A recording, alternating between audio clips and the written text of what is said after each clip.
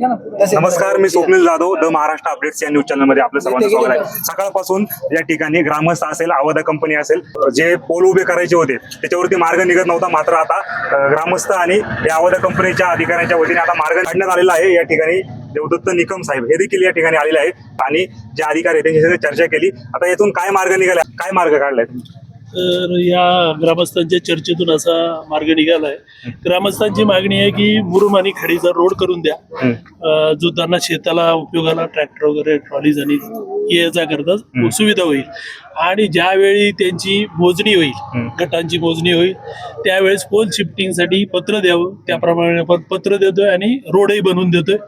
तसं काय लेखी दिले का? आता लेखी पत्र देतोय आपण त्यांना. पहिले लेखी पत्र देणार आहे आणि मग काम चालू करणार आहे. हो का, लेखी पत्र आता समोरच देणार आहे त्यांना 15 मिनिटांमध्ये. आणि त्याप्रमाणे त्यांनी कामाची परवानगी द्यावी गावकऱ्यांनी.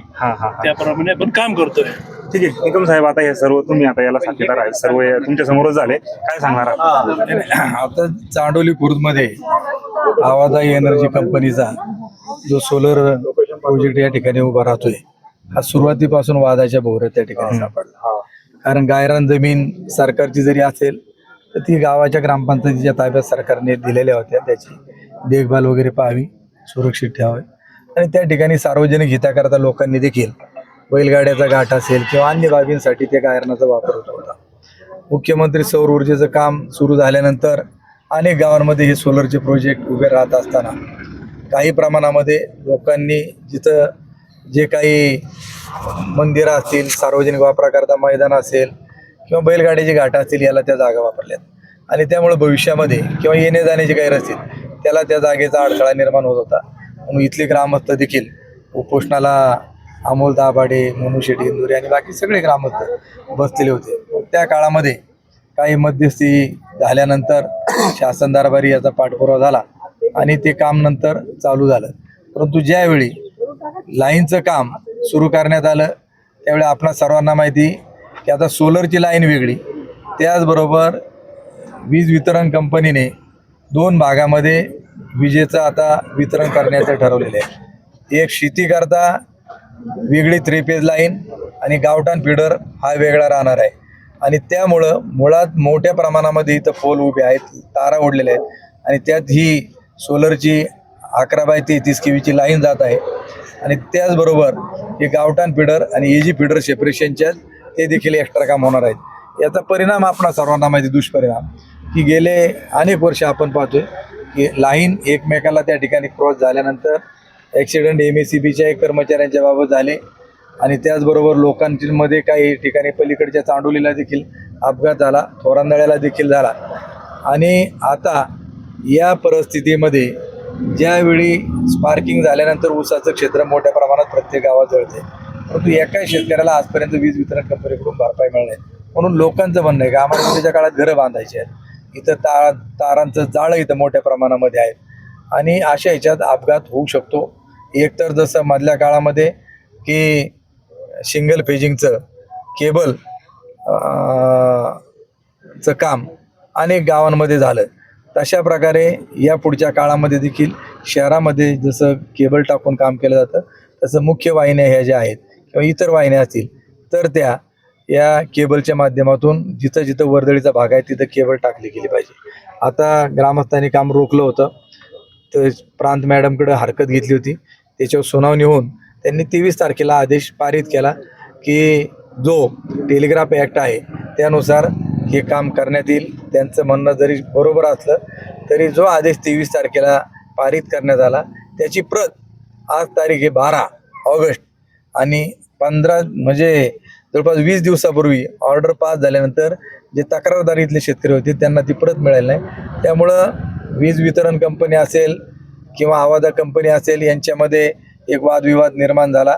परंतु आता इथं शेतकरी आणि कंपनीचे लोक, तहसीलदार आहेत, पोलीस अधिकारी देखील आहेत, याच्यामध्ये कुठंतरी आता समझोता अशा प्रकारे घडला की आता आवादा कंपनीच्या अधिकाऱ्यांनी सांगितलं की उद्याच्या काळामध्ये लोकांकरता जो रस्ता लागतोय तो आम्ही तिथं करून देऊ असं त्यांनी आश्वासन दिले. ती लेखी द्यावं, ते पाळावं. मोजणी झाल्यानंतर ते पोल मध्ये येत असतील ते कडेला घ्यावे बांधायच्या.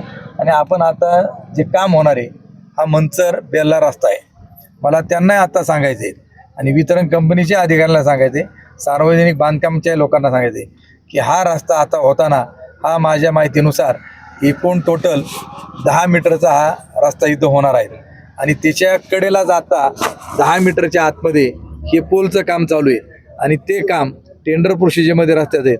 म्हणजे उद्याच्या 2 महिन्यानंतर पुन्हा हे पोल उपटणार आहेत. म्हणजे सरकारला डोबवण्याचं काम वितरण कंपनीनं करू नये. PWDनं देखील तुम्ही जर तुमच्या हद्दीत येत असतील त्यांनी त्यांना सांगितलं पाहिजे, कारण हे पोल उद्या पुन्हा कोणातरी घरापाशी जाणार आहेत, घरावरून जाणार आहेत.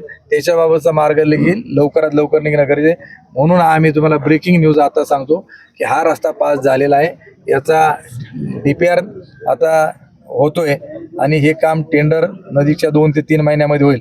तेव्हा सार्वजनिक बांधकाम विभाग असेल, त्याचबरोबर वीज वितरण कंपनी असेल, यांना आमचं सांगणं आहे की आत्ताच तुम्ही तुमचे जे पोल कुठं आहेत पुन्हा सरकारला मातीत घालायचं काम करू नका. आताच कुठंतरी पोल एका बाजूला जे उभे करायचे ते करून घ्या. ठीक आहे. तर आता या ठिकाणी निकम साहेब होते, मात्र आता या ठिकाणी तालुक्याचे तहसीलदार देखील आहेत. सर, आता सकाळपासून तुम्ही देखील या ठिकाणी आहेत, मार्ग निघालाय, काय नक्की मार्ग आहे? आता कंपनीनी जे त्यांना म्हणजे गावकऱ्यांची जी मागणी होती की रस्ता झाला पाहिजे, जाण्या येण्यासाठी शेतीच्या बांधापर्यंत किंवा शेतीपर्यंत तो रस्ता आता वाहनाने तो खराब होईल करेल, तर तो रस्ता व्यवस्थित असला पाहिजे. याच्यासाठी तो रस्ता खडीकरण आणि मुरुम टाकून तो व्यवस्थित करून द्यावा, जेणेकरून त्यांच्या सोयीचा तो त्यांना वापरता येईल. आणि दुसरी विनंती अशी होती की जे आता पोल होत आहे त्याच्यात मोजणी झाल्यानंतर ती ज्या पुन्हा निश्चित होतील त्या पद्धतीनं त्यांच्या बांधापर्यंत त्यांनी स्वखर्चाने ते शिफ्ट करून द्यावेत. आज जरी पोल रोवले असतील तर ह्या दोन्ही गोष्टीसाठी कंपनी मान्य झालेली आहे आणि ते लेखी स्वरूपामध्ये त्यांना देत आहेत. त्याच्यामुळे इथं काम आता सुरू करायला काही अडचण राहिलेली नाही. ठीक आहे. तर मार्ग निघालेला आहे, मात्र आता शेतकऱ्यांसोबत आपण चर्चा करणार आहोत. तर आता आपल्या समवेत सर्व या ठिकाणी शेतकरी वर्ग आहेत ज्यांनी सकाळ धरून इथं उपोषण आंदोलन केलं आणि आज अखेर मार्ग निघाला यातून. तर आता आपण विचारणार काय मार्ग निघालाय, काय आता मार्ग अशा पद्धतीने निघाला का यांनी जे काही काम रोवणार आहे हे त्यांच्या स्वखर्चाने हे काढून देणार, दुसरीकडे मोजणी झाल्यानंतर शिफ्ट करणार आणि रस्त्याचे जे काही याचं जे काम करणार म्हणजे रस्त्याचं काम करून देणार आहे, खडीकरण आणि मुरमीकरण करून देणार आहे. पण ते खांबळे पोल रवायच्या अगोदर त्यांनी चालू करावा, ही अशी आमची मागणी आहे. नाही तर अगोदर लिखी द्यावं. जर त्यांनी जर आम्हाला लिखी नाही दिले, नाही काम केलं तर आम्ही परत उद्यापासून त्याला त्रास देणार आणि त्या उपोषणाला बसणार. जिथे होल घेईन त्याच्यात पाणी वाचणार, गाडून टाकणार, या पद्धतीने आम्ही करणार. ठीक आहे. आता मार्ग निघालाय, सगळे एकमताने शेतकरी वर्ग याच्यावरती समाधानी आहात का? नाही, जोपर्यंत आमच्या मागण्या म्हणजे आता लिखित दिल्यात, पण तरी पण काही अडचणी जर आल्या तर आम्ही न्यायालयाकडे दाद मागणारच आहे. आणि आता तात्पुरत्या स्वरूपात आता जे दबावतंत्र वापरून जे आम्हाला या ठिकाणी दडपशाही केली होती, दडपशाही चालूच आहे आणि त्याच्यावर आता पोल रोवून देतोय पोलीस साहेब.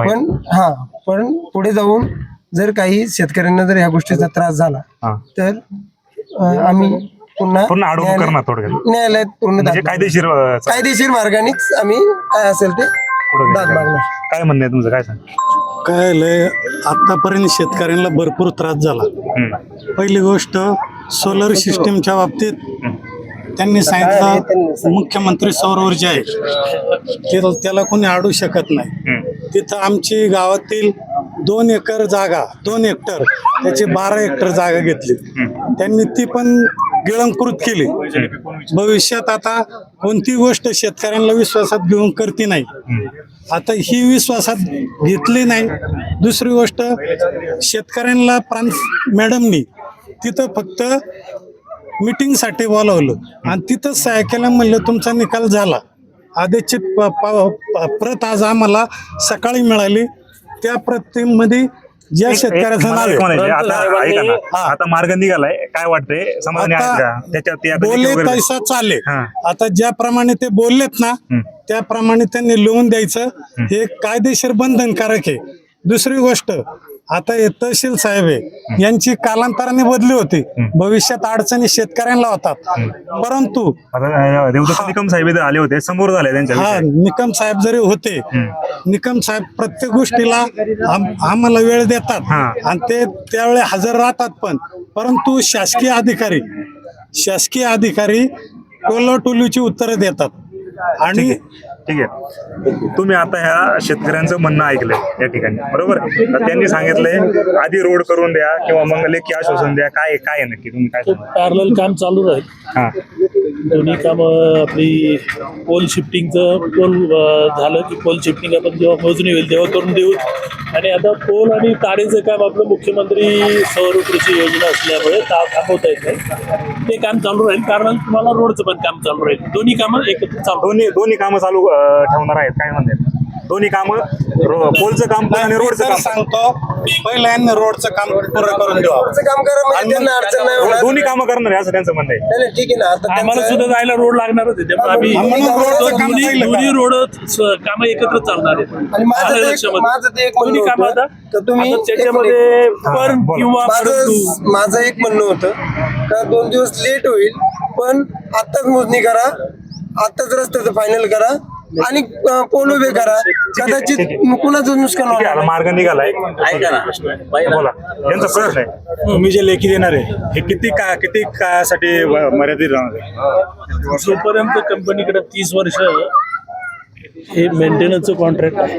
मला ते मान्य नाही, कारण की मोजणी होईल कधी नाही. आता माझी तिसरी पिढी. तुम्ही करा ना मोजणी लवकर करून घ्या. मोजणी सांगतो करून ना गेलं तुम्हाला, शिफ्टिंग सांगतो. लगेच तुम्हाला पत्र सांगतो द्या. मी. त्याविषयी 30 वर्षाची ऐका आज ना, मोजणी एक झाली तर मिनिटं. आपण ते करून एक मिनिट माझं ऐका ना. त्याविषयी मॅडम समोर पण मी तेच म्हणलं. आज माझं वय 35 वर्ष आहे, माझी तिसरी पिढी आहे. अजून मोजणी आली नाही. आली तर बरेच कारण असतात. शेतकरी माणसाला या गोष्टी माहिती तुम्ही करावा. नाही माझं म्हणणं माझं तुम्ही एक मिनिट माझं म्हणणं ऐकून तर घ्या. तुम्ही शिफ्टिंग झाल्यानंतर मिळणार. आता तोच तुम्ही विषय माझं पुन्हा एक मिनिट रिपीट म्हणणं होतो. ऐकून घ्या. तुम्ही जे बोलताय ते बरोबर बोलताय. तुम्ही देणार.